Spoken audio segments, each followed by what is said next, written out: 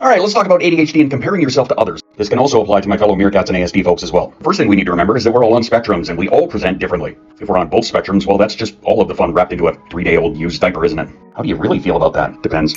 Yeah, anyway. So while using your fellow neurodivergents as comparisons may seem a lot more like comparing the apples to apples, more accurately, it's more like comparing a bin of Granny Smiths to a bin of Galas. Sure, there are going to be a lot of similarities at the core, but each apple is still different in size, shape, color, etc. Now, if you're using your neurotypical peers and colleagues as your comparisons, well, first off, you're not paying attention. But realistically, now you're comparing your bin of apples to a box of duct tape. I mean, have you ever tried to duct tape a box with an apple? Moving on.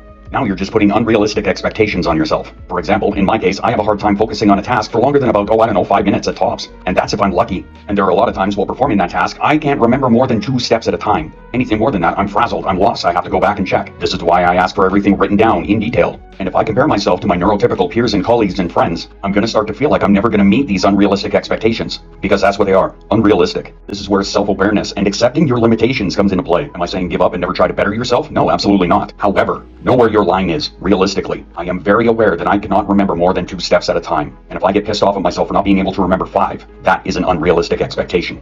And honestly, you should never compare yourself to anyone anyway. If you're going to compare yourself to anybody, compare yourself today to yourself yesterday and be better than that person.